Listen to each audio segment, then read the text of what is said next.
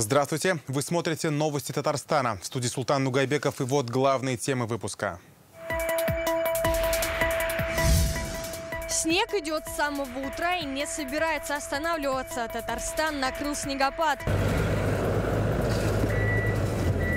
На дорогах круглосуточная снегоуборочная техника. Увидела Алена Струминская.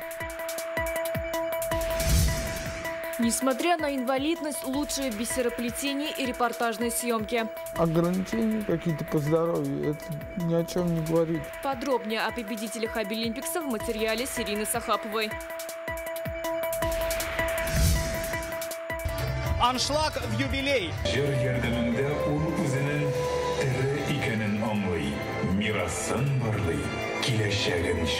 Как прошла 10-я церемония вручения национальной премии «Волга-Радиус», увидел Рамиль Шайдуллин.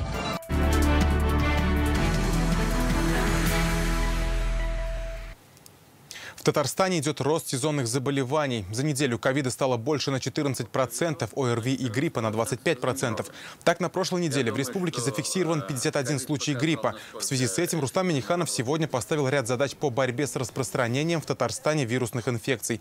Президент поручил Минздраву обеспечить готовность медучреждений к приему, диагностике и лечению больных. Также необходимо продолжить вакцинацию. Рустам Минниханов подчеркнул, одна из эффективных мер профилактики вирусных инфекций – фильтры на входе. Они должны быть на предприятиях и в образовательных организациях. Также в трудовых коллективах необходима санитарная обработка, проветривание и термометрия. Фильтры должны быть в школах, фильтры должны быть в вузах, фильтры должны быть на предприятиях. Один товарищ, который имеет проблемы, может создать проблемы очень многим. Я думаю, что ковид показал, насколько эффективно работают эти фильтры. На 1 сентября было выявлено симптомы заболевания у 8800 детей и у 1400 педагогов. Вместе с тем есть районы, где с начала учебного фильтра не выявили ни одного ребенка с симптомами заболевания. Татарстан сегодня накрыл сильнейший с начала зимы снегопад. Снег идет уже вторые сутки. Высота снежного покрова превышает норму в 2 раза. Казань попала в снежный плен. Есть и первая жертва почти нулевой видимости на дорогах. Так, на трассе М7 в Зеленодольском районе произошла трагедия. Автомобиль наехал на женщину, она скончалась на месте.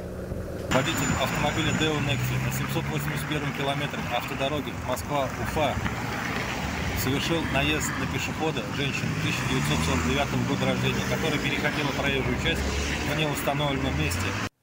Весь день на М7 большая пробка. Как сообщают очевидцы, после поста большегрузы не могут подняться в гору. Это и осложнило движение на этом участке. В Высокогорском районе сегодня столкнулись 3 автомобиля. Утром из-за плохой видимости на этой же трассе в кювет вылетела фура. Водителям следует быть осторожными и предельно внимательными. Такая погода продлится еще несколько дней. Новая неделя начнется с ледяного дождя. Синоптики предупреждают о снежных заносах на дорогах, гололедице и метели в ближайшие дни. Об этом сообщает Гидромедцентр. За минувшие сутки с улиц Казани убрали более 2000 тонн снега. Практически без перерыва работают 268 единиц техники и порядка 550 дорожных рабочих. Для безопасности казанцев закрыли смотровую площадку возле чаши. МЧС предупреждает об опасном участке на Волге. В районе строительства нового моста через реку этой зимой будут поддерживать постоянный открытый участок воды Майна от одного до другого берега. Это ориентировочно от Ташовки до Шеланги Верхнеуслонского района, по левому берегу от Борового-Матюшина до села Орел Лаишевского района. Всю зиму речные суда будут подвозить сюда стройматериалы для трассы М12. В целях безопасности на льду установят предупреждающие знаки. Любителям подледного лова, катания на снегоходах и лыжникам следует быть осторожными. Майна может быть покрыта дробленным льдом и запорошена свежевыпавшим снегом. На большой скорости открытый участок воды можно не заметить и оказаться в реке. Сегодня в Доме правительства читали лекцию. В Казань приехал известный экономист Александр Аузан. Декан экономического факультета МГУ рассказал о новых характеристиках человеческого капитала, закономерностях между культурной составляющей и экономическим развитием. Спикер отметил, существует устойчивая связь между культурными ценностями и ВВП на душу населения. Культура может влиять на конкурентные преимущества нации, склонность к предпринимательству, инновациям, мобилизационным методам хозяйства. Эксперт проанализировал региональный уровень и стратегии развития, которые могут опираться опираться на культурную специфику. Президент Татарстана поблагодарил Александра Аузана за время и внимание, уделенное Татарстану, и отметил важность выверенных научных подходов в решении вопросов экономического развития. Самые красивые и памятные произведения исламского искусства прибыли в эти дни в Москву. Картины, посуда, исторические документы – все это было представлено вниманию гостей Дома Союзов в Москве. Историческое здание стало местом проведения торжества, завершающего юбилейный год 1100-летия принятия ислама в Волжской Булгарии. Гостями праздника стали представители дипломатических структур, послы иностранных государств и духовенства. Об атмосфере торжественного вечера в нашем репортаже из федеральной столицы. Фойе Дома Союзов давно не было так красиво. Для гостей торжественного вечера оформили тематическую фотозону. А авторы художественных работ сами рассказывали о своих произведениях. В столицу в честь торжества привезли и покрывало, которое сохранено и было накинуто на камень, заложенный под строительство соборной мечети в Казани. Здесь же на выставке целая экспозиция, посвященная героям, в том числе Джалилю. Его дочка Чулпан Мусеевна, также гостья мероприятия. Я с особым чувством пришла сюда и очень рада, что это событие отмечается в таком замечательном зале, в таком многолюдстве. В фокусе внимания живые герои, те, которые сейчас рядом с нами, разных национальностей. Всех героев исповедания, все Мусульманское торжественное мероприятие в самом центре Москвы – большое событие для исламского мира не только России, но и зарубежных стран. Гостями праздника в честь завершения года 1100-летия принятия ислама в Волжской Булгарии стали послы, представители духовенства, творческие люди.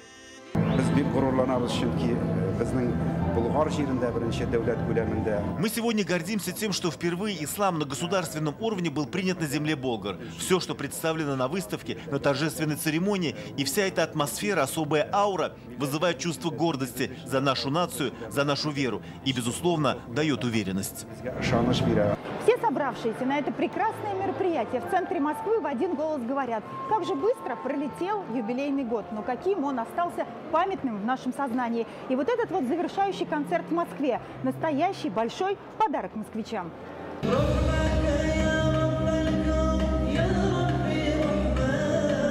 Открыл вечер вице-премьер России Марат Хуснуллин, зачитав приветствие гостям мероприятия от Владимира Путина. Мусульмане России своими поступками доказали приверженность национальным интересам.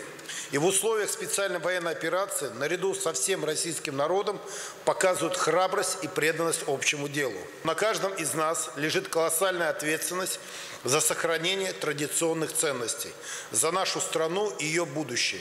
И сегодня, объединив усилия, мы вместе сможем преодолеть любые вызовы, любые преграды. Желаю вам мира, добра и процветания. Муфти Равиль Хазрат Гайнуддин. Вручение правительственных наград стало одной из самых приятных церемоний.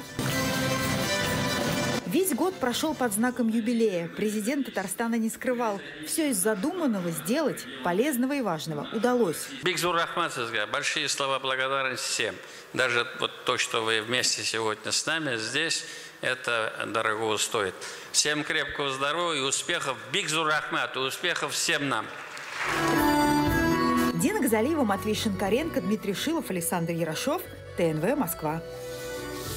1100-летие официального принятия ислама в Волжской Булгарии в этом году посвящена и 10-я юбилейная национальная премия «Болгар-радиосе». В пирамиде она завершилась грандиозным концертом пару минут назад. С первых дней и артисты, и слушатели с любовью прозвали ее татарской песней года. И не только из-за яркого представления и символичных статуэток, а потому что все эти 10 лет национальная премия задает музыкальные тренды и выводит в топ артистов, чьи песни по-настоящему любят.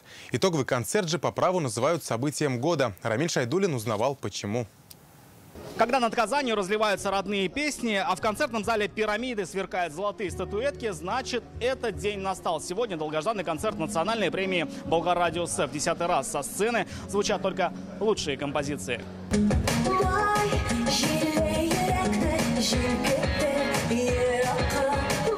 Вот эта церемония – это итоги нашей работы за год. Мы очень готовились. У нас 2 сюрприза. Это человек, который получит статуэтку в номинации «Легенда татарской эстрады», и наши ведущие Мы каждый год экспериментируем. Надеемся, что в этом году наш эксперимент оценят, и он понравится. Сюрпризы ждали с самого открытия церемонии. Первая песня из оперы «Карапулат» как посвящение 1000-столетию со дня официального принятия ислама в Волжской Булгарии. В августе партию Наргизы на древней земле болгар исполнила оперная певица Илюза Хузина.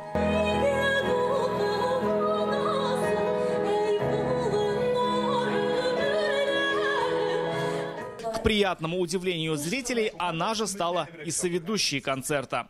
Siz meni to'n qoldirdingiz. Ham to'ntanamizni mana shunday yuqori kimelda boshlab jibarganingiz uchun ayrim rahmat sizga. О том, насколько этот вечер важен для всех ценителей татарской эстрады, можно судить по количеству людей, которые пришло сюда увидеть это шоу. В зале нет свободных мест. Люди приехали и из других регионов страны. Я очень горд за свою родину, за свою столицу, что имеет такой конкурс, имеется 10-й раз вручается эта премия. Мне очень нравятся татарские песни, татарские исполнители, и исполнители на этой премии мне тоже нравятся. Кого больше всего хотите?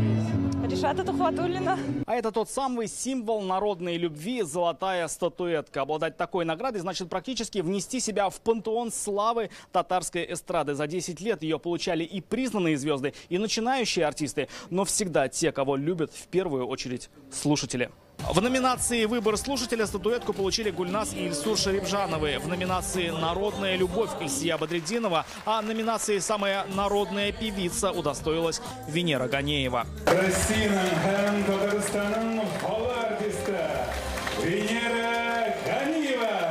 Номинироваться в этом проекте — это очень почетно. Думаю, для каждого певца. Каждый мечтает участвовать. В течение года готовит новые проекты, песни, ротируется. Но никто не знает, кого народ еще выберет. Я бы сказала, что это самая такая гадель. Как это сказать, гадель? Справедливый проект. Потому что здесь действительно основной выбор народ все-таки выбирает. И мы уж для нас это счастье. Татар эстрадасы легендасы. А в специальной номинации «Легенда татарской эстрады» наградили народного артиста ТАССР и заслуженного артиста РСФСР Эмиля Заляльдинова. Это не все, чем сегодня удивляют организаторы и артисты. Взять хотя бы оформление сцены, в котором четко прослеживаются элементы декора древнего Болгара. Ведь церемония посвящена сразу двум датам: и юбилею премии, и 1000-столетию со дня официального принятия ислама в Волжской Булгарии. Рассмотреть все это детальнее можно будет уже 1 января. Телеверсию концерта покажет наш телеканал. Рамиль Шайдун, Алмаз Зидинов, ТНВ, Казань. В Казани сегодня состоялось торжественное собрание, посвященное столетию СССР. Встречу организовал татарстанское отделение КПРФ. Союз Советских Социалистических Республик был образован 30 декабря 1922 года. Государство просуществовало почти 70 лет, до декабря 1991 года. Российская Федерация стала правопреемницей СССР. Сегодня на встрече вспоминали знаковые вехи и достижения советского государства. В первую очередь это победа в Великой Отечественной войне и покорение космоса. Национальный музей республики представил выставку плакатов и символики СССР. На собрании наградили ветеранов и активистов, помогающих в сборе гуманитарной помощи для Донбасса и участников СВО. Региональное отделение КПРФ отправило 3 грузовика с продуктами, вещами и стройматериалами. 30 числа новогодние мероприятия, много торжеств, личные, там, семейные, иные и так далее. Поэтому мы решили провести 10 декабря. Заслуга СССР, она восстановила границы царской России. Она создала невидимое государство СССР на равноправной основе и показала индустриализация, коллективизация, культурная революция. И мы вышли на первое место по развитию индустрии. Я сегодня в образе пионера. Пионеры носили красные галстуки и красную пилотку. Пионеры помогали людям. Пионер во всем пример. На собственном примере показал, что значит быть патриотом своей страны. Речь об учителе ОБЖ 7-й школы Заинского района Сергее Петрушенко. Уже несколько месяцев он исполняет воинский долг в зоне специальной военной операции. Сергея Петрушенко призвали в рамках частичной мобилизации в октябре, провожали всей школой. Сейчас ученики пишут ему письма, присылают видеоприветы и признаются, что очень скучают. Они уверены, совсем скоро встретят его в родном городе вновь всей школой. Здесь мы рассказывали, он дал лекцию начальным классам про блокаду Ленинграда. Сейчас ученики 7-й школы Заинска все чаще пересматривают фотографии с любимым учителем Сергеем Ивановичем Петрушенко. В октябре педагога-организаторы и учителя ОБЖ призвали в рамках частичной мобилизации. Провожали всей школой.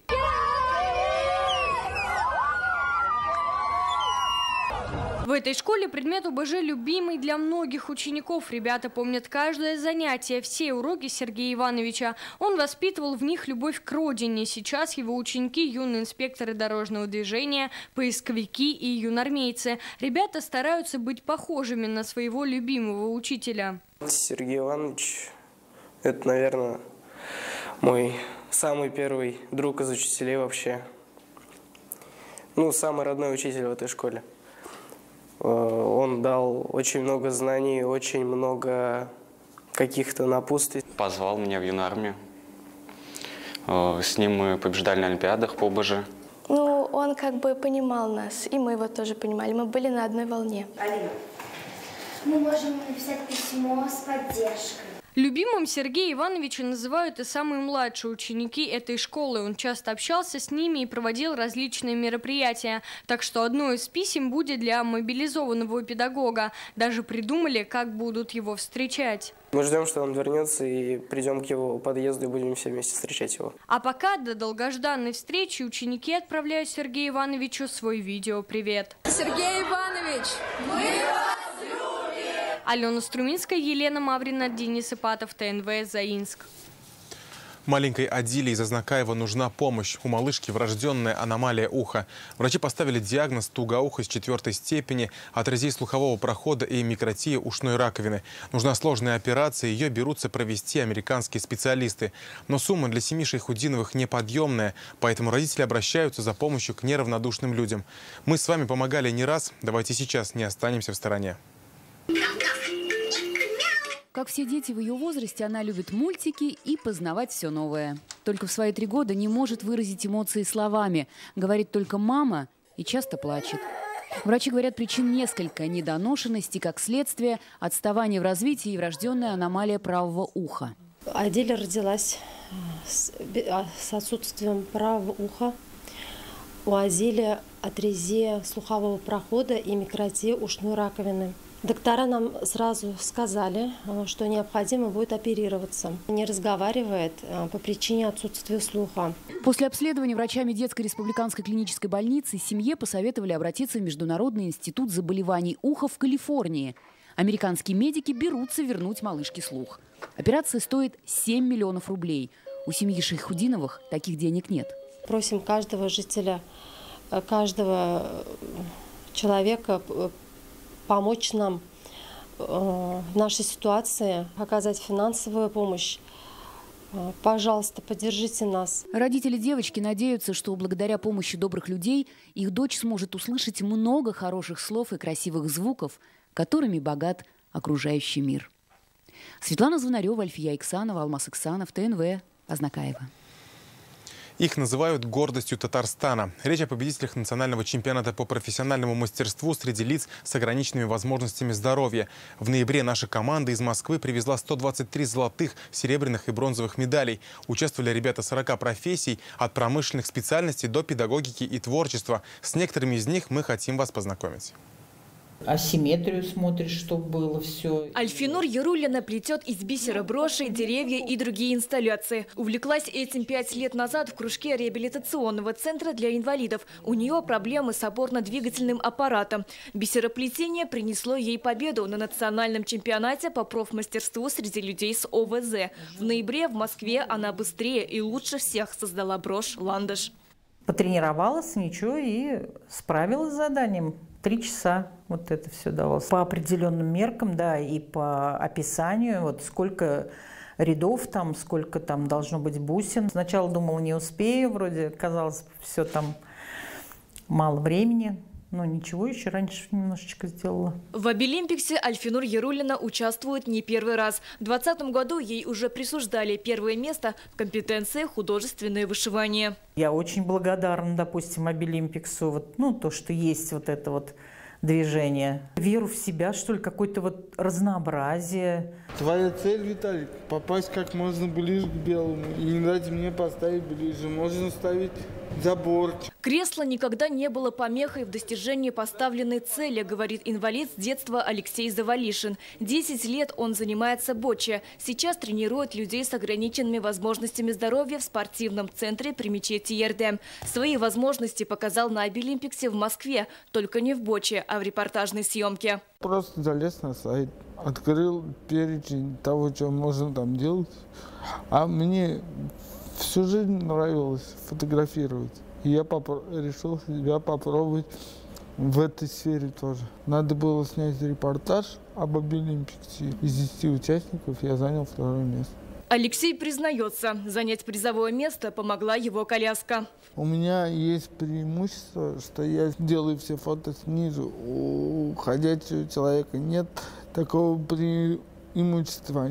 Когда человек ходит, он не замечает много ракурсов, хороших точек съемки. Вот такие проекты, как Обилимпикс, волонтерские движения, они показывают, что ограничения какие-то по здоровью, это ни о чем не говорит. Национальный чемпионат по профмастерству Обилимпикс – часть президентской платформы «Россия – страна возможностей». Он проводится по национальному проекту образования. Первый этап чемпионата прошел в дистанционном формате, второй уже очно в Москве. Участие приняли более 1000 людей с ограниченными возможностями здоровья. 292 из них – татарстанцы. В общекомандном зачете наша республика завоевала 2-е место, уступив лишь Москве. Сирина Сахапова, Вадим Илларионов, ТНВ, Казань. В этом году исполнилось бы 110 лет татарстанскому гроссмейстеру Рашиду Нижмединову. Он первый человек в мире, владевший одновременно званием мастера спорта и по шашкам, и по шахматам. Сейчас его имя носит Казанская спортивная школа Олимпийского резерва. Сегодня здесь провели сеанс одновременной игры в память о Рашиде Нижмединове. Удалось ли ребятам одолеть короля и помогли ли в этом легендарной партии Нижмединова, расскажет Алена Струминская. Серьезный вид, полное спокойствие и максимальная концентрация. Данияр Фарзалеев – юный шахматный гений. Как и положено, продумывает каждый свой ход. Мальчику всего 10 лет. Большую часть своей жизни, а именно с 4 лет, он живет шахматами. Данияр – сильнейший в России и один из лучших в мире. Юный шахматный король вырос в стенах этой школы. Шахматы мне нравятся, потому что это интересная игра. Помимо обычных шахмат я еще занимаюсь композицией. И вот как раз-таки на композиции я ездил в Сочи на чемпионат России и оттуда в этом году отбирался на мир. И в сентябре я уезжал в Грузию на чемпионат мира. Сегодня по другую сторону доски соперник не менее сложный. Международный гроссмейстер Артем Тимофеев, тоже воспитанник школы имени Рашида Нижмединова, легенды в спортивной истории республики. Сейчас память о нем живет в стенах этой школы, а его игровые партии в памяти действующих шахматистов. Конечно, партии его на слуху, они известные.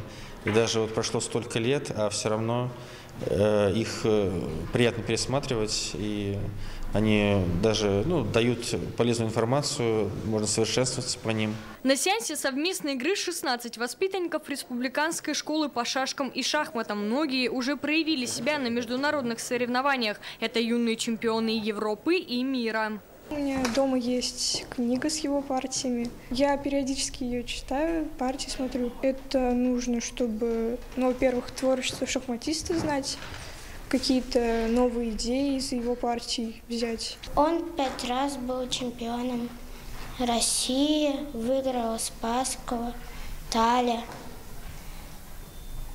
Он достоин был учителем по шахматам. 15 декабря 110 лет со дня рождения легендарного гроссмейстера. В эти дни в школе пройдет целый ряд мероприятий. Это не последний сеанс совместной игры, который будет проходить с гроссмейстерами в рамках мероприятий, посвященных памяти Рашида Нижмединова в этой школе. 24 декабря ребята сделают свой последний ход в этой партии. Алена Струминская, Игорь Романов, ТНВ, Казань. Так заканчивается эта неделя. Интернет-версию итогов прошедших 6 дней читайте на сайте газеты «Реальное время». Еще больше информации в нашей группе ВКонтакте и Телеграм-канале. Также наши выпуски доступны на платформе Рутюб. Всего доброго.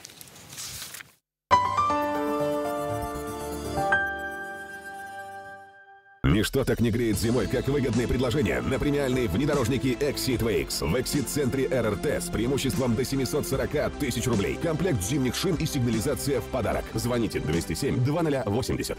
Exceed. Born for more. Оформите кредит в Акбарсбанке по ставке от 4,5% и получайте кэшбэк за ежемесячное погашение.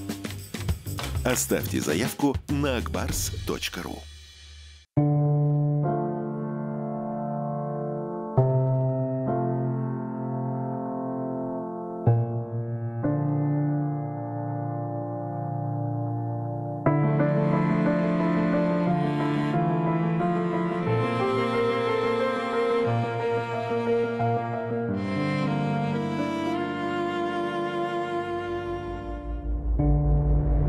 Теряйте нас там, где ездят машины. Чтобы избежать опасных ситуаций, никогда не используйте газовое оборудование не по назначению. Нельзя сушить вещи над работающими газовыми приборами. Газовые плиты запрещено использовать для обогрева помещений. Запрещено использовать помещения, где установлено газовое оборудование для сна и отдыха. Использование газовых труб в роли подставок или привязывание к ним веревок тоже запрещено. А вот работникам газовой службы предоставлять доступ для проведения техобслуживания нужно обязательно. Берегите себя. В Фармленде были? Ага. Да, там сейчас скидки. Кэшбэк. Скидки? Кэшбэк. Там подарки. Фармленд с заботой о друзьях.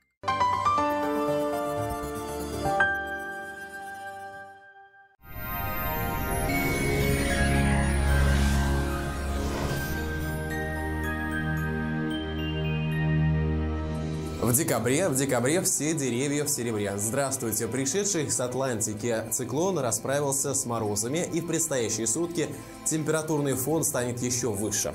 Предновогодние скидки в Данил Мастер минус 20% на заказ любой корпусной мебели только до конца декабря. Узнайте подробности по телефону в Казани 2 167 166. Итак, по данным сервиса Яндекс.Погода, в воскресенье в Бугульме, Бавлах, Азнакаево снежно. Ночью до 8 градусов мороза, днем 5 градусов ниже 0. Значительно повышение температуры мы замечаем в Набережных Челнах, Нижнекамске, Елабуге. Здесь прогнозируется снег и усиление ветра. Днем 2-3 градуса ниже 0. В Агрызе, Менделеевске, Актаныше облачно, обещает пройти снег, днем 3-4 градуса мороза. Облачная, снежная и ветреная погода в Арске, Кукмаре, Балтасе ночью до 6 градусов со знаком минус, а днем всего 1 градус ниже 0. В Болгаре, Дрожжаном, Буинске ожидается небольшой снег и усиление ветра, днем ожидается местами повышение температуры до 1 градуса тепла.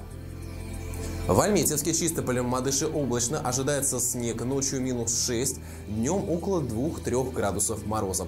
В понедельник ночью мокрый снег, днем преимущественно без осадков и небольшой минус на термометрах. Банк Аверс рад поздравить вас с наступающим новым 2023 годом. Пусть он окутает вас любовью, заботой, добром, подарит самые чудесные мгновения, хорошие новости, яркие события. Берегите себя и своих близких. Новый год – это время исполнения желаний. Дедушка Мороз, подари мне на Новый год настоящего друга. Каждому в Новый год нужно верить в чудо, и оно непременно произойдет. Банк Аверс. Надежность имеет традиции. В Казани облачно, местами пройдет снег, ночью ожидается 4 градуса мороза, а днем температура повысится до 1 градуса тепла. Ветер южный, сильный, порывистый, до 13 метров в секунду. Атмосферное давление 758 миллиметров ртутного столба. Влажность воздуха 92%, магнитное поле Земли в норме. Снежинка упала на ладонь и растаяла, а на губах появилась улыбка. Ведь зима – это отличный повод начать все сначала. В студии был Илья Андреев. Я желаю вам солнечного настроения при любой погоде. Делитесь душевным теплом с любимыми. Здоровья вам и сил.